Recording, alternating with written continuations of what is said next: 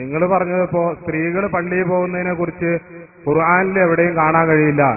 അതിപ്പോ നേരത്തെ നിങ്ങളെ ഇവിടെ പ്രസംഗിച്ച ഉസ്താദ്, എന്താ പേര്, കൊളത്തൂർ ഉസ്താദ്, അദ്ദേഹം പറഞ്ഞു നിസ്കാരം 5 വക്തൊന്നും ഖുർആനിലില്ലാന്ന്. അപ്പൊ അങ്ങനെ എല്ലാം ഖുർആൻ നിങ്ങൾ തപ്പി തെരഞ്ഞ് നടക്കണ്ട, കയ്യ് കടയുള്ളൂ. അപ്പൊ നിങ്ങൾ ഹദീസിലൊക്കെ ഒന്ന് തപ്പുക. അത് വേണ്ട, ഖുർആൻ തന്നെ പറഞ്ഞത് ദുർവ്യാഖ്യാനിക്കേണ്ടതില്ല. 5 വക്ത് നിസ്കാരത്തിന് തെളിവ് ഖുർആനിൽ ഇല്ല എന്ന് ഞാൻ പറഞ്ഞിട്ടില്ല. പച്ച നുണ പറയരുത് മുഖത്തു നോക്കിയിട്ട്. ഞാൻ പറഞ്ഞത് 5 വക്ത് നിസ്കാരത്തിന്റെ പേര് ഖുർആനിൽ പറഞ്ഞിട്ടില്ല എന്നാണ്. ഇത് രണ്ടും രണ്ടാ. 5 വക്ത് നിസ്കാരം നിർബന്ധമില്ല എന്ന് ഖുർആനിലുണ്ട് എന്ന് പച്ച നുണ ചേകന്നൂരിന്റെ വാദമാണ് നിങ്ങൾ പറയുന്നത് എന്ന് ഓർക്കണം. ഞാൻ അങ്ങനെയല്ല പറഞ്ഞത്. ളുഹർ, അസർ, മഗ്രിബ്, ഇശാ, സുബ്ഹ് എന്ന ഈ 5 പേര് ഖുർആനിൽ പറഞ്ഞിട്ടില്ല എന്നാണ്. അത് തമ്മിൽ എതിരുണ്ട്, മനസ്സിലാക്കണം. നുണ പറയരുത്.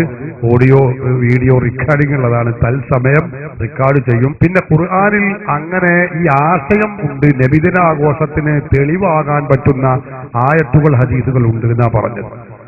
അതുപോലൊരായത്ത് സ്ത്രീകൾ പള്ളിയിലേക്ക് വരണമെന്ന് കൽപ്പിക്കുന്ന, നിർദ്ദേശിക്കുന്ന, പ്രോത്സാഹിപ്പിക്കുന്ന ഒരായത്ത് ഈ പദത്തിലായിരിക്കണമെന്ന് ഞങ്ങൾ പറഞ്ഞിട്ടില്ല.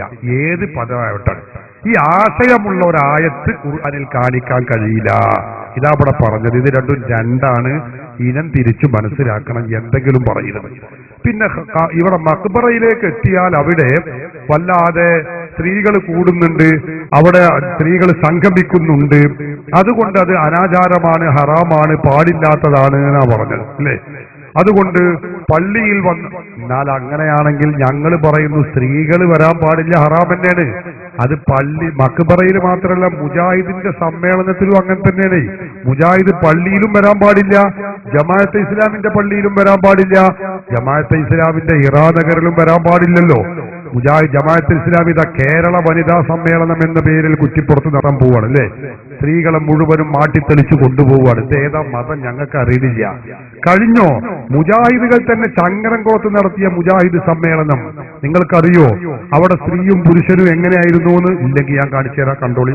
ആ സ്ക്രീനിൽ കുട്ടിയെ ഒന്ന് കാണിച്ചു കൊടുത്താ ഇതാ, ഇത് പിന്നെ ആണും സ്ത്രീകളും പുരുഷന്മാരുമാണ്. സ്ത്രീകളുടെ കൗണ്ടറാണ് അത്, ഞാൻ പിന്നീട് കാണിക്കും.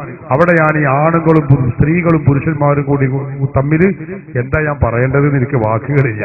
ഞാൻ എന്തെങ്കിലുമൊക്കെ പറഞ്ഞു പോവുള്ളൂ. അതുകൊണ്ട് ഞാൻ ഒന്നും മിണ്ടുന്നില്ല. നിങ്ങൾ കണ്ടാൽ മതിയത്. അതിന്റെ അവസ്ഥ എന്താണ്? വെച്ചുകൊടുക്ക് വേറൊന്ന്. കണ്ടോ, പുരുഷന്മാർ വളണ്ടിയർമാര്, അപ്പുറത്ത് ഇപ്പുറത്ത് സ്ത്രീകൾ. ഇങ്ങനെ എന്താണ് പോലെ ഇതൊക്കെ ഏതാ ഖുർആൻ സുന്നത്ത് നമുക്കറിയില്ല. ഏതായത്തിലല്ലത് നാവും. വെച്ചുകൊടുക്ക്. ആ ലേഡീസ് കണ്ടോ, ലേഡീസ് മേലെ എഴുതി വെച്ചോ നിങ്ങൾ, ലേഡീസ്. അതിലാ താടി വെച്ചാൽ ലേഡീസാന്ന് എഴുതണ്ട. അങ്ങനെ ഒന്നല്ല, ഒരുപാട് താടിക്കാരുണ്ട്. ലേഡീസിൽ ഇങ്ങനെ കഴിഞ്ഞുകൂടി. അപ്പൊ എന്താ ഓൽക്കും മനസ്സിലായി ഇവിടെ നിന്നാലേ കാര്യമുള്ളൂ, മെച്ചമുള്ളൂ എന്ന് ഓൽക്കും മനസ്സിലായി. അങ്ങനെ ഒരുപാട് രംഗങ്ങൾ അതിന്റെ വീഡിയോസ് ഇട്ടിട്ടുണ്ട് ഒക്കെ. ഞാനിപ്പോ അതെല്ലാം കൂടി വെക്കുമ്പോൾ സമയം നീണ്ടു പോകുന്നത് കൊണ്ടാണ്. അത് വെച്ചാൽ അതിന് കാണാൻ ജഗപ്പുക. നമ്മളെ മഖ്ബറയും അതുപോലെ തന്നെ നിങ്ങൾ കരുതുന്നത് പോലെയല്ല. നമ്മുടെ മഖ്ബറയിലോ നേർച്ചകളിലോ നടക്കുന്നതൊന്നും ഒന്നുമല്ല.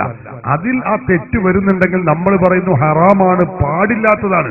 അത് മഖ്ബറയിൽ വന്നാലും കല്യാണത്തിന്റെ വന്നാലും ഒക്കെ തെറ്റ് തന്നെയാണ് എന്നാണ് ഞങ്ങൾ പറയുന്നത്.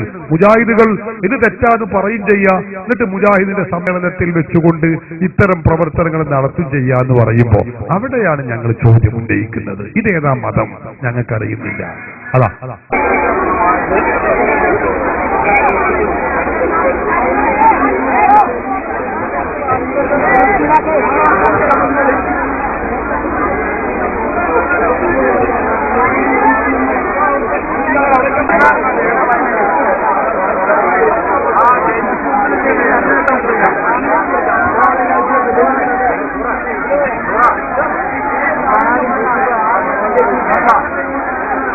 അപ്പൊ ഇതെല്ലാം കൂടി ഞങ്ങളെ കൊണ്ട് പറയിപ്പിക്കണ്ട. അതാ ഞാൻ പറഞ്ഞത്.